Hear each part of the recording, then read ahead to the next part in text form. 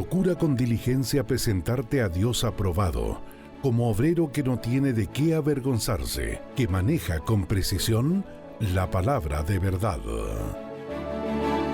Bienvenidos a un tiempo de reflexión, estudio y conversación de la palabra de Dios, donde juntos buscamos su guía para vivir en su verdad.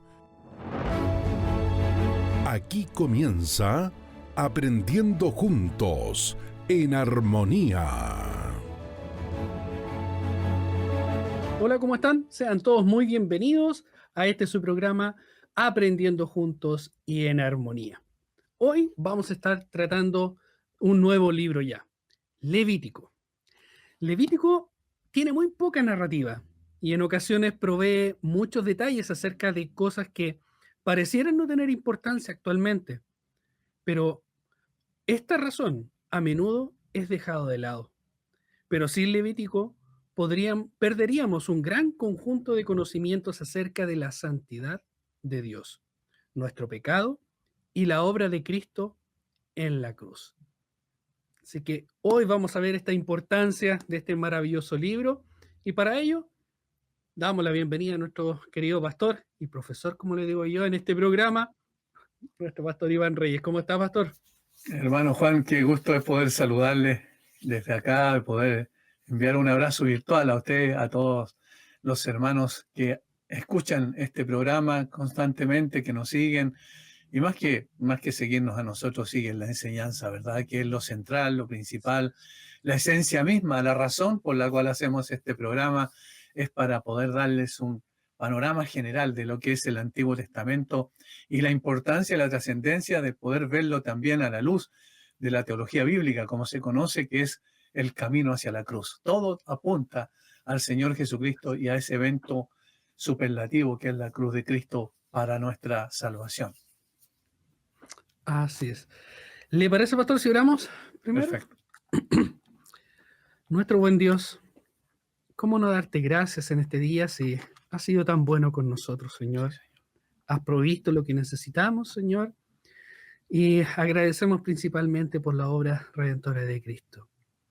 Gracias, Padre, porque nos permites en esta hora tomar las Escrituras, Señor, indagar un poco más en ella y ver este maravilloso libro de Levítico, comenzar, como lo decía al principio, quizás un libro olvidado que se pasa por alto, pero cómo vemos la importancia de nuestro pecado, cómo vemos la importancia de la obra redentora, cómo apunta a la cruz de Cristo.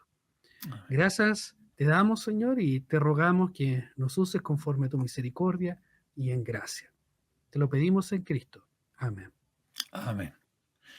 Vamos primero a hacer un alcance más amplio, es decir, de cómo encaja el libro en los primeros libros de la Biblia, en el Pentateuco propiamente tal. Sabemos que el Pentateuco son los primeros 5 libros de la Biblia, ¿verdad? Son Génesis, Éxodo, Levítico, Número y Deuteronomio. ¿Cómo encaja todo en este bosquejo general que recuerdo que hicimos al principio? Dijimos que el libro de Génesis es el libro de la elección. Dios elige crear al hombre y a la mujer. Dios elige también de entre los hijos del hombre y la mujer a Set como reemplazante de Caín, no a los demás hijos de Adán particularmente, sino a Set como un reemplazo de aquel que había sido asesinado por su hermano Caín. Como posteriormente también el mismo Señor escoge a Noé, ¿verdad?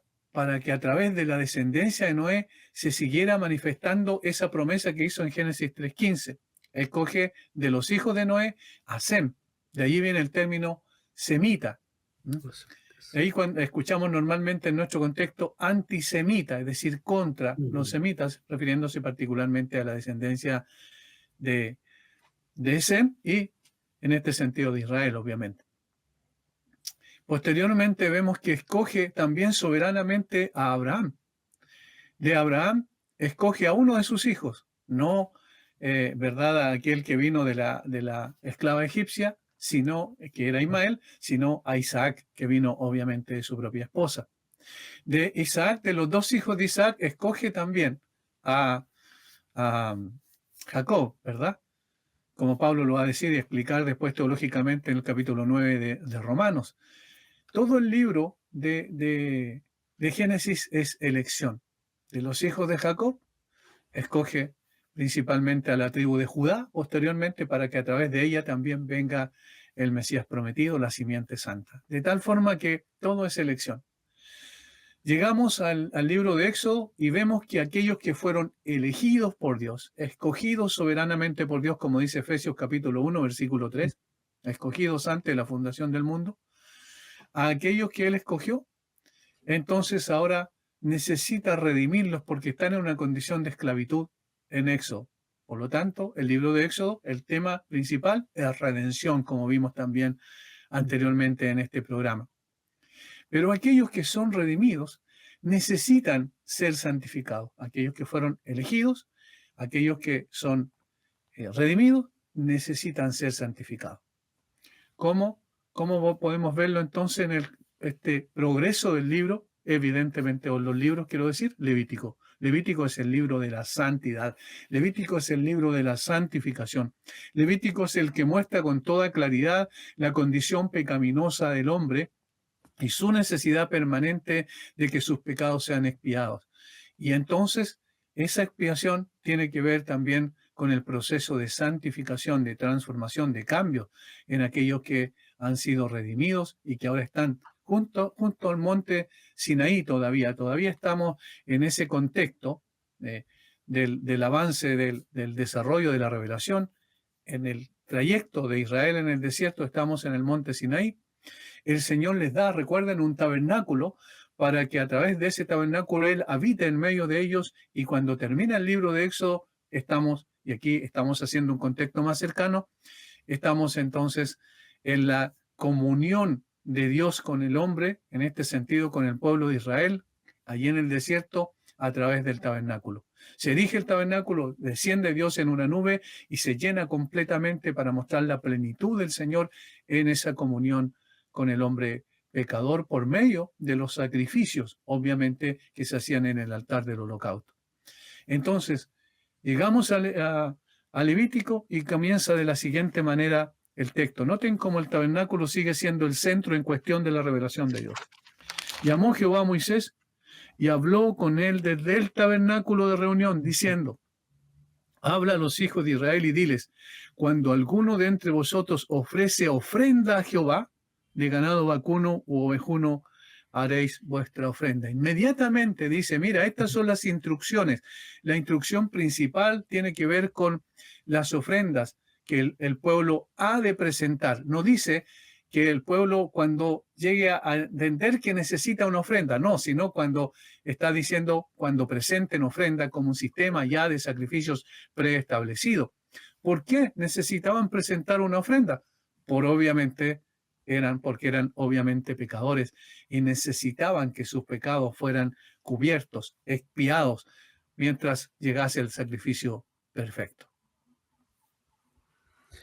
Ofrecer este sacrificio perfecto, el cual, como lo decíamos, nos apunta después a Cristo maravillosamente. Como ya era la necesidad y la única forma de ser santificados era por medio de sacrificio. Así es. De estas ofrendas.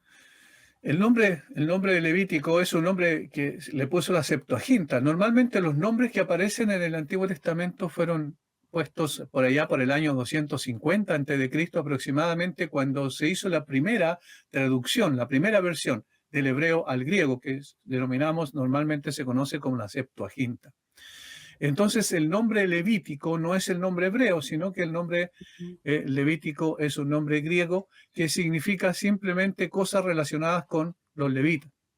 Pero más allá de eso, su propósito es codificar, es decir, mostrar a través del código del código de sacrificios y este sistema sacrificial, aún más la relación entre Dios e Israel después de los términos iniciales del pacto que nosotros encontramos en Éxodo, ahí en el Sinaí. Levítico sienta las bases para la comprensión entonces, ahora en el nuevo pacto, la comprensión cristiana de la necesidad de la santidad. Eso vamos a mencionarlo muchas veces en el desarrollo de este libro, en la explicación general de este libro que vamos a hacer. la necesidad de la santidad. El rol representativo y exaltado del sumo sacerdote, esa es otra cosa importante que aparece y que apunta también, capítulo 7 en adelante del libro de Hebreos, posteriormente en la aplicación propiamente tal que hace el Espíritu Santo a través del autor de Hebreos, de la exaltación, importancia del sumo sacerdote y algunos otros conceptos teológicos importantes que se derivan precisamente de la función del sumo sacerdote y de la presentación de ofrendas que se mencionan muchas veces aquí en este libro. En el contexto aún más amplio de la teología bíblica, Levítico es otro paso hacia adelante entonces en el desarrollo de la revelación de Dios. Es como una parada en el camino a la tierra prometida. Dios hace que su pueblo permanezca en el monte Sinaí el tiempo necesario para que Moisés y Aarón reciban estas palabras acerca de la santidad. Él quiere dejar en claro que ser el pueblo de un Dios santo es un asunto serio. Entonces Dios va a decir, en otras palabras, el Levítico, cómo se han de acercar a mí aquellos que yo elegí, aquellos que yo redimí. Considerando Génesis y Éxodo. El Levítico se nos dice cómo entonces nos acercamos al Señor. Y la oración temática de todo este desarrollo que vamos a hacer es Dios es santo, es muy simple, y por tanto su pueblo también debe ser santo. Eso es lo que encontramos, recuerdan, en uno de los textos del Levítico y también lo encontramos posteriormente en la primera carta del apóstol Pedro, quiero decir. Sé santo porque yo soy santo. Esa es la oración temática. Ser santo, ¿qué significa? En términos muy simples, es ser distinto, diferente y completamente puro, apartado del pecado. Dios es así de santo, pero en perfección absoluta. Él es incomparable, es perfecto, no hay defecto alguno en él, no carece de ética, de sabiduría, de justicia y cualquier otra virtud. Y porque Dios es santo, su pueblo también entonces debe ser santo. ¿Por qué? Porque su pueblo lo representa ante el resto del mundo. Recuerden que también hablamos de este concepto de la misma creación. El Señor nos hizo imagen y semejanza de Él para que nosotros al mismo tiempo podamos manifestar aquello. ¿Y cómo lo hacemos? A través de nuestra vida debe reflejarse que efectivamente somos hijos de un Dios santo. ¿Cómo? Siendo santos. Siendo santos. ¿Y cómo buscaban redimir, ¿cierto?, el pecado para buscar esta santidad? Era por medio de estos sacrificios, como lo veíamos al inicio, sacrificios de animales, y cómo lo va estableciendo este maravilloso libro. Diferentes animales y la forma en la cual debiesen ser ofrecidos. Así es. Esto es muy importante que lo tengamos claro. ¿Quién es el que, uno de los salmos lo dice, no estoy citando literal, pero el salmo lo dice de una manera así? ¿Quién es el que entrará a la presencia del Señor? El santo, el puro de manos, aquel que evidentemente llega a dejar atrás el pecado o sigue dejando atrás el pecado en la medida en que se acerca más al Señor y puede tener comunión con Dios. Una persona que bajo la cobertura, en este caso del nuevo pacto de la sangre preciosa de Cristo, tiene la posibilidad de acercarse al Señor, porque el Señor nos ve a través de su Hijo. ¿Y cómo nos ve a través de su Hijo? Posicionalmente como santos. Progresivamente, entonces, tenemos que ir adecuándonos a esa visión que Dios el Padre tiene de nosotros como sus hijos, como santos. Eso es lo que dice el Nuevo Testamento, ¿cierto? Que somos santos, así somos llamados. No en el sentido moral propiamente tal, completo, perfecto, sino en el sentido posicional, porque nos ve a través de su Hijo, que es santo. Y nosotros entonces, progresivamente, vamos buscando la santificación. Ese es el proceso que la Biblia presenta. Es ese proceso el cual debemos pasar y vamos viendo en el transcurso de la Escritura, y que nos deja para el día de hoy cómo buscar el día a día vivir en esta santidad al Señor. Así es un desafío, ¿se fija? Es un desafío, obviamente, porque nosotros sabemos y luchamos con el pecado todo el tiempo, con las insinuaciones de nuestros deseos que batallan contra el alma, como dice el apóstol Pedro también. en su primera carta. El problema está en nuestro corazón y eso lo vamos a ir viendo porque yo quiero que vean esencialmente dos cosas. Primero, a través de los actos externos de los israelitas que se les demandó hacer para acercarse a Dios, se refleja una intencionalidad mucho más profunda que tiene que ver con lo interno. Porque puede ser que una persona se acostumbre, y seguramente ocurrió, de hecho en los tiempos de Jeremías, el profeta Jeremías en el capítulo 7 habla duramente respecto a esta situación. La gente iba al templo y llevaba su sacrificio. Llevaba su sacrificio y de acuerdo al ritual colocaba la mano izquierda sobre él, lo degollaba con un cuchillo en la mano derecha y la sangre entonces era entregada al sacerdote y todo esto.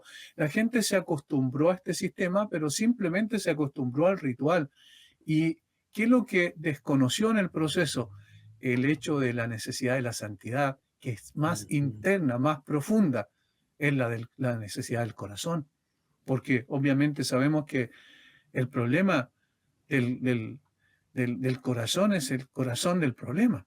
Allí está la esencia. El Señor Jesucristo lo dice más adelante de una forma clara también, cuando no tiene que ver con rituales externos esencialmente, sino que el ritual externo en este caso fue dado para ilustrar una verdad más profunda, que es la santidad del corazón. El gran problema del hombre. Así es. El gran problema. Todo. Sobre toda cosa guardada, guarda tu corazón, porque de él mana la vida. Ahora, estas tres partes están aquí en el libro, solamente un resumen.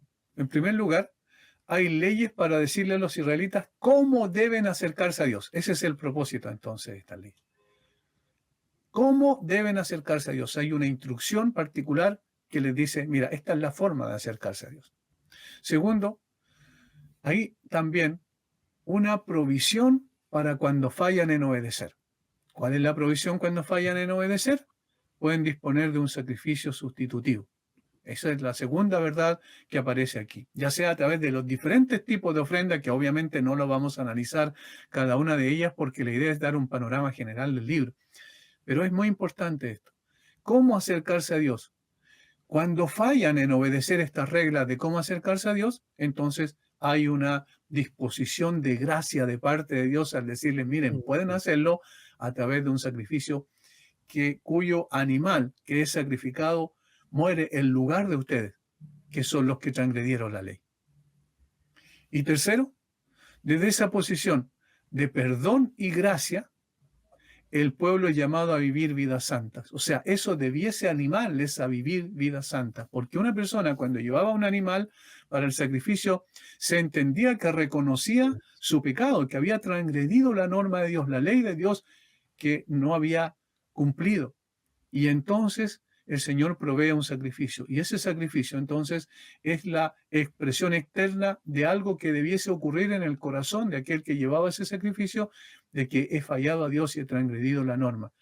Cuando ese sacrificio entonces era ofrecido en mi lugar por mi pecado, entonces yo estaba en condiciones de poder ahora decir, estos pecados por los cuales este sacrificio, este animal fue sacrificado, yo comienzo a odiarlos. No quiero volver a caer otra vez en esto y voy a hacer un cambio en mi vida para estar más cerca del Señor. Debe haber una disposición del corazón, pero ¿desde dónde? Desde la posición de perdón y gracia. Entonces el pueblo es llamado a vivir vidas santas. Estas son las tres partes, en general, las tres verdades principales, los tres conceptos principales que menciona o que enseña el libro de Levítico. ¿La repasamos entonces, pastor? La repasamos. En primer lugar, cuando fallan en obedecer. Exactamente. No, en primer lugar son las leyes para decirles cómo acercarse. Las leyes. ¿Sí? ¿Cierto? Cuando fallan en obedecer esas leyes, entonces hay una provisión de gracia que el Señor da a través del sacrificio de un animal. Animal que muere en lugar del culpable, ¿cierto? Como sustituto. Y tercero, en esa posición de perdón y gracia que el Señor ofrece a través de ese sacrificio, entonces ahora está en condición el pueblo de escuchar el llamado interno al corazón de parte de Dios de poder santificarse, es decir, vivir vidas santas. Estamos tomando apunte. Espero que nuestros hermanos también, ¿cierto, pastor? Sí, lo ideal es eso. Con su cuadernito, papel, lápiz, Biblia, importante para ir corroborando, ir marcando y destacando también. Exactamente.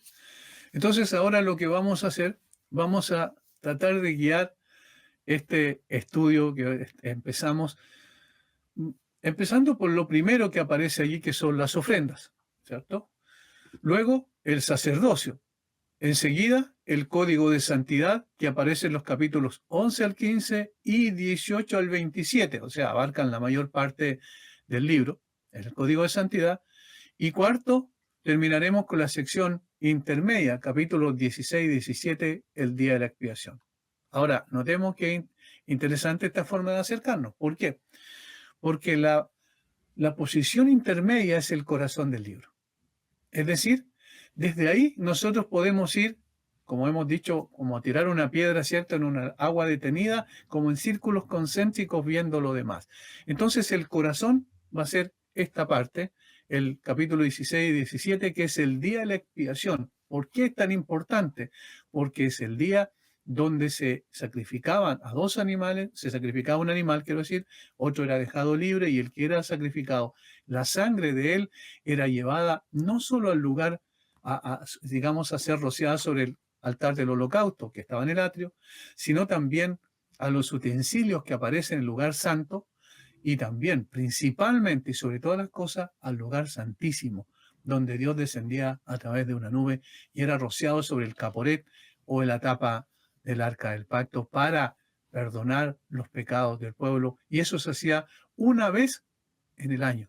Por eso es tan importante el día de expiación y esperamos detenernos más en esta explicación, es decir, los capítulos 16 al 17. Entonces tenemos la división, ¿cierto? Sí. De las ofrendas. Las ofrendas. Tenemos el sacerdocio. Sí. Tenemos el código de la santidad. Correcto. Y tenemos el día de la expiación. Ahí está. Lo repetimos a lo mejor para poder dar lugar a precisamente el apunte. Empezamos con las ofrendas, luego el sacerdocio, luego el código de santidad y terminamos con la sección intermedia, el día de la expiación. Que como hice énfasis, ese es quizás el centro del corazón de todo. Los capítulos 1 al 7. Demorar más, ¿cierto? ¿Ah? Donde nos vamos a demorar más en el desarrollo. De seguro, sí. Ya le anticipamos a los hermanos que con toda seguridad no vamos a terminar hoy con el estudio del libro de Levítico. Bueno, los capítulos 1 al 7 explican cómo los israelitas comunes debían traer ofrendas a Dios. Esa es, en un resumen muy, valga la redundancia, muy resumido, muy sintético, el 1 al 7 muestra las ofrendas, los diferentes tipos de ofrendas. Hay al menos 5 tipos de ofrendas principales. Comienza el capítulo 1, el holocausto. Segundo, la oblación. Tercero, la ofrenda de paz. Cuarto, la ofrenda por el pecado. Y quinto, la ofrenda por la culpa. Esos son los 5 tipos de ofrendas que se requería el sistema legal que se estableció para que los israelitas se acercaran a Dios. Recuerden que ese es el propósito de las ofrendas, que pueda dar una solución al gran problema del hombre. Porque una cosa es tener la teoría, una cosa es tener la enseñanza, una cosa es tener la ley, pero otra cosa es cumplirla. Y como el hombre por su condición pecaminosa no puede cumplir, tampoco no podía cumplir perfectamente con estas reglas regulatorias para acercarse a Dios, entonces era provisto este sistema de ofrenda. Tenemos ahí en el sistema, desde el 1 al 7, estas 5.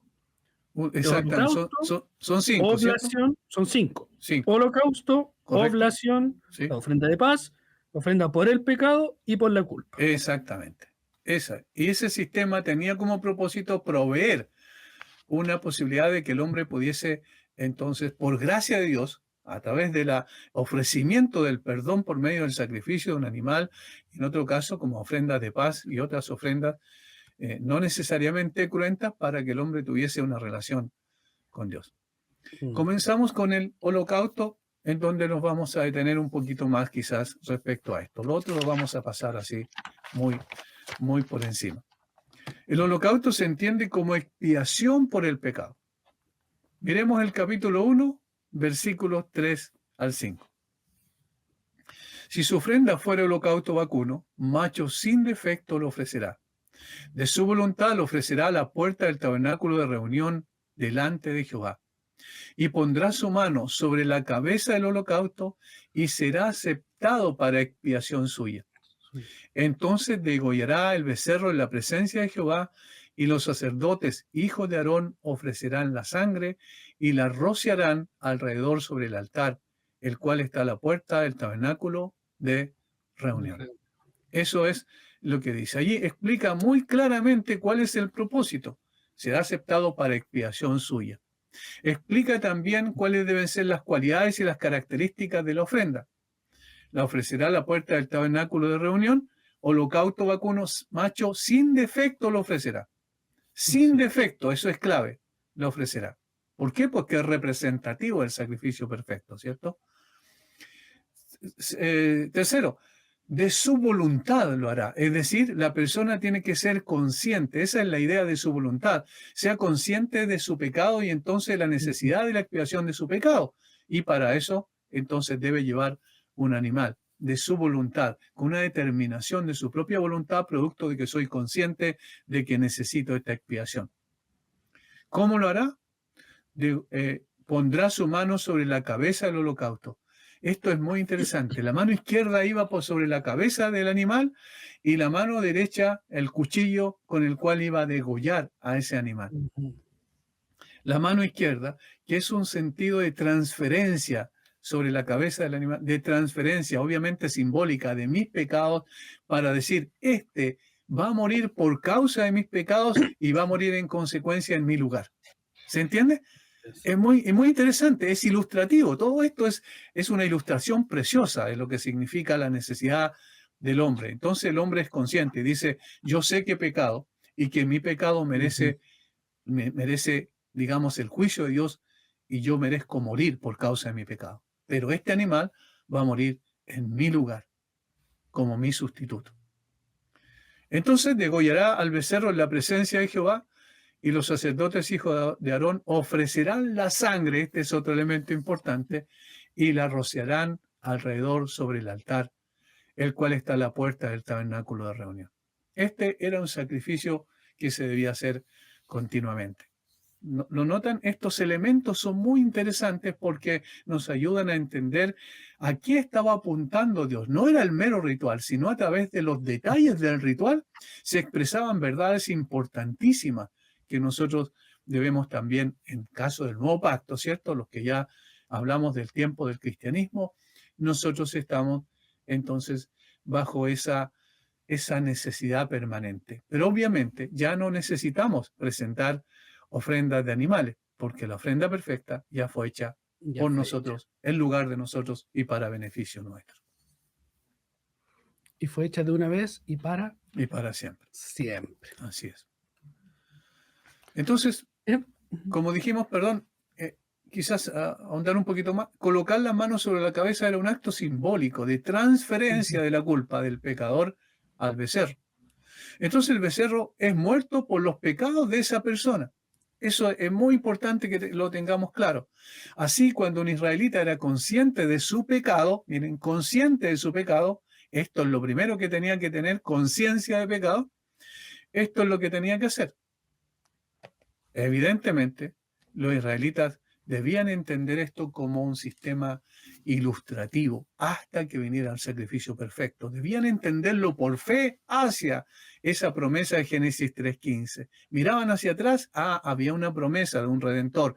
Esta promesa del redentor es que el redentor iba a aplastar la cabeza de la serpiente, le iba a quitar toda autoridad, poder, y además él iba a ser herido en el calcañar o en el talón, y eso implicaba entonces que iba a sufrir, iba a pagar un costo por ese sacrificio que iba a hacer en favor de la humanidad para liberar al hombre de la condición de esclavitud en la cual se encontraba. Segundo, tenemos la oblación, capítulo 2, versículo 1. Cuando alguna persona ofreciere oblación a Jehová, su ofrenda será flor de harina sobre la cual echará aceite y pondrá sobre ella incienso. Esa es un sacrificio, es una ofrenda incruenta. No merecía derramamiento de sangre. Era una ofrenda incruenta y ofrecida como acto de devoción y conmemoración, es decir, de devoción, de adoración a Dios, y no necesariamente tenía que ver con el pecado y con la culpa, sino más bien con la comunión en la adoración al Señor. Y había ofrenda de paz, capítulo 3, versículo 1, dice: si su ofrenda fuere sacrificio de paz, si hubiere de ofrecerla de ganado vacuno, será macho o hembra sin defecto, la ofrecerá delante de Jehová. Y otra vez pondrá su mano izquierda. Obviamente, de nuevo, estamos hablando de una ofrenda de sacrificio.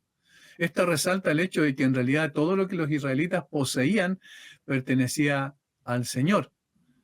El caso de la ofrenda del versículo 16 a 17. Eso es lo que nos está diciendo. Dice: y el sacerdote hará arder esto sobre el altar viandas de ofrenda que se quema en olor grato a Jehová, toda la grosura de Jehová. Estatuto perpetuo será por vuestras edades donde quiera que habitéis, que ninguna grosura ni ninguna sangre comeréis. Otro tipo de ofrenda era la ofrenda por el pecado. Capítulo 4, versículo 3. Y si el sacerdote ungido pecare según el pecado del pueblo, ofrecerá a Jehová por su pecado que habrá cometido un becerro sin defecto para expiación. Allí la ofrenda estaba destinada a cubrir los pecados involuntarios. Este tipo de ofrenda por el pecado estaba destinado a cubrir los pecados del mismo sacerdote que pecaba, porque era un hombre, obviamente, y entonces necesitaba también expiación. Y esta otra ofrenda del capítulo, esta misma ofrenda estaba destinada a cubrir pecados involuntarios o cometidos por ignorancia, porque no necesariamente de todos los pecados una persona es consciente, pero también se ofrecían por esos cometidos por ignorancia. Hablan los hijos de Israel, capítulo 4, versículo 2.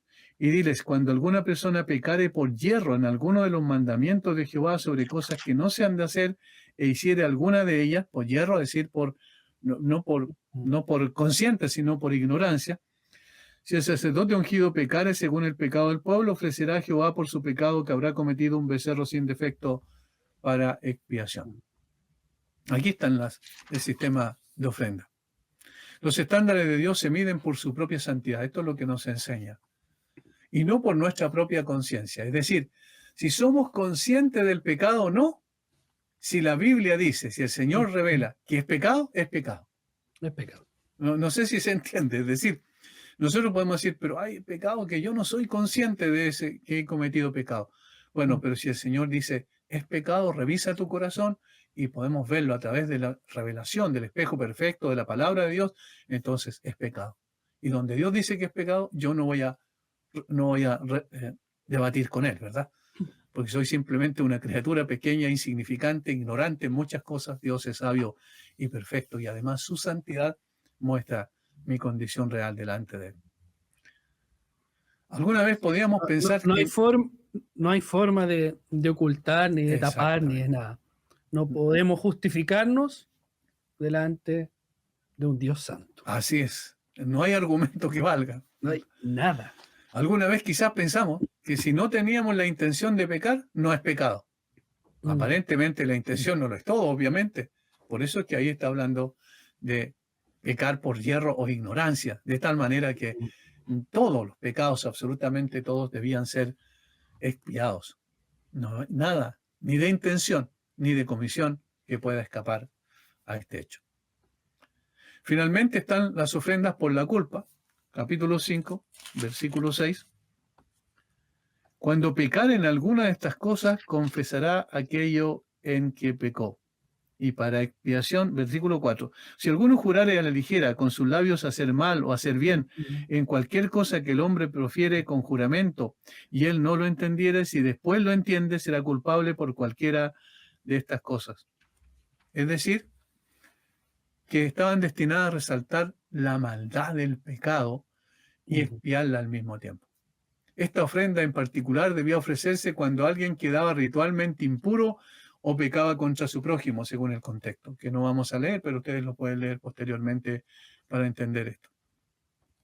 Y entonces, esta ofrenda por la culpa es la que reconocemos, de alguna manera, que sí, tenemos culpa, nosotros somos culpables, pero el Señor es bondadoso, misericordioso, compasivo y lleno de gracia, por eso nos da la posibilidad de que esta ofrenda, esta expiación pueda también limpiar no solo el pecado propiamente tal, sino la culpa que nos asedia por causa de ese pecado. Más adelante, los capítulos 6 y 7 presentan la forma en que debían ofrecer estos sacrificios. Cada detalle es expuesto. ¿Cuánto de qué ofrenda se sacrificará? ¿Cómo se sacrificarán los animales? ¿Qué utensilios se usarán y cuáles no? Es decir, un detalle muy importante de cada una de las formas en que se deben hacer el sacrificio. ¿Qué es lo que resalta esto? Que Dios quiere que su pueblo, tanto en este momento como ahora, sienta la enorme carga ocasionada por nuestro pecado. Que sea consciente de la maldad de lo que significa este pecado delante de Dios. Lo que más sobresale aquí es la exactitud inflexible de nuestro Dios Santo. Todo como un presagio de cómo Cristo fue el Cordero perfecto que fue muerto por nosotros. Ahora, permítanme hacer una reflexión y una aplicación también en este caso. Primero, evidentemente, cuando nosotros no somos sensibles al pecado, no somos sensibles a la necesidad del sacrificio. Me explico. Por ejemplo, nosotros sabemos que Cristo murió en la cruz por nosotros, sin lugar a duda, pagó por nuestros pecados.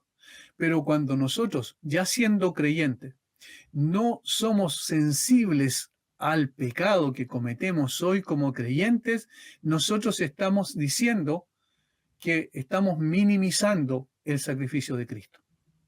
¿Se entiende?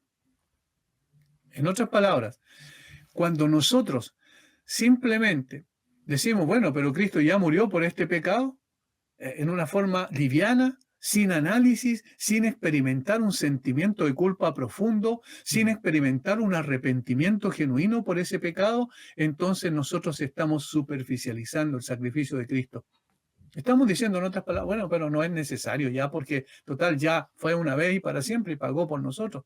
Pero no, debiésemos ser sensibles todo el tiempo, porque en la medida en que más conocemos al Señor, en contraste más conocemos nuestro corazón perverso. Y en consecuencia, más arrepentimiento debe haber en nuestro corazón. Sí, quizás de la forma tan liviana que lo tomamos hoy en día, y ver si en tiempos, ¿cierto? Como lo estamos viendo aquí en Levítico, debíamos ofrecer un sacrificio apartado, poner la mano sobre la cabeza del animal, ¿cierto? Y ser degollado para ser presentado por nosotros. Ahora lo vemos si Cristo, siempre que nosotros estamos pecando, ver a Cristo, que es nuestro mediador, como traspasando sobre Él está el pago de nuestro pecado, en esa conciencia figurativa, quizás no estaríamos de la misma forma mirándolo. Quedaríamos, cada vez que pecamos y queremos ir delante de la presencia del Señor, por medio de Cristo, como ese sacrificio, recordando todo lo que Él hizo. Y sí, justamente, es muy buena esa aplicación. Y al mismo tiempo es entender lo que Cristo hizo por nosotros, profundizar en lo que Cristo hizo por nosotros y valorar lo que Cristo hizo por nosotros en consecuencia. Eso es algo maravilloso. Eso es algo que debiese ahondar en nuestros corazones en la medida en que más vamos conociendo la palabra de Dios y al Dios de la palabra. Y el sacrificio de Cristo va siendo más grande, más extraordinariamente maravilloso. Vamos viendo entonces las implicancias que Él tiene. Y hay otra cosa que podríamos hacer, digamos, hablar respecto a esto. Nosotros no somos tan sensibles al pecado como debiésemos ser. ¿Por qué? Porque todavía somos pecadores. Y en consecuencia nos conviene en un sentido no ser tan sensibles al pecado. para considerarnos como más santos de lo que somos, más piadosos de lo que somos, para aparecer delante de las personas como una persona más cerca de Dios, como si fuésemos mejores en un sentido. Pero en el caso del Señor Jesucristo, ¿por qué el Señor Jesucristo sufrió indeciblemente en el jardín del huerto, en el jardín de Getsemaní? ¿Por qué sufrió en el huerto de Getsemaní tan dolorosamente? Como dice que su alma estaba triste hasta la muerte, dice. Estaba angustiado en ese momento. ¿Cuál fue la causa de la angustia? Una de las causas, sin duda, fue ver el pecado desde la perspectiva de un Dios santo, de un Dios que no conoce el pecado por experiencia y nunca lo conocerá porque es santo en perfección. El Señor Jesucristo estaba viendo el pecado y viendo la increíble maldad del pecado, la miseria del pecado. Y entonces sabría que por causa de eso, la justa ira de Dios, toda la ira de Dios debía caer sobre el hombre por causa de esa maldad, pero él entendía que como él vino como nuestro sustituto, él iba a estar bajo la justa ira del Padre por causa de la extraordinaria maldad del pecado. ¿Qué es lo que merecía entonces un pecado tan terrible como este? Era toda la ira de Dios sobre él. Y el Señor Jesucristo estaba anticipando, como dice Jonathan Edwards, estaba anticipando el lugar que él iba a ocupar pocas horas después en la cruz del Calvario, donde moriría en lugar de los pecadores y donde recibiría ese silencio terrible de los cielos cuando él clamó: Dios mío, ¿por qué me has abandonado?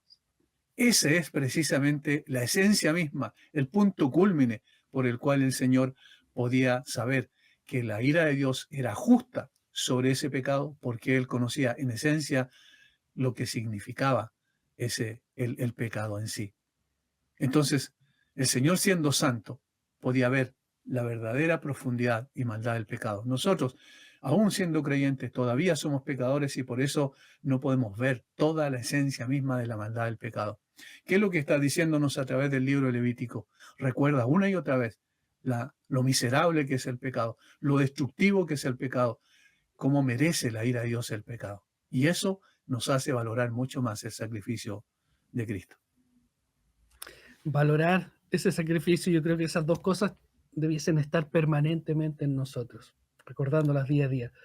Este maravilloso sacrificio, ¿cierto?, en el cual nos lleva a estar compungidos, ¿cierto?, en el corazón, al agradecer todo eso, pero a la vez llevando toda esta obra al por qué lo hizo, deleitarnos en Dios y agradecer y estar felices también, dichosos por todo lo que Él hizo por nosotros.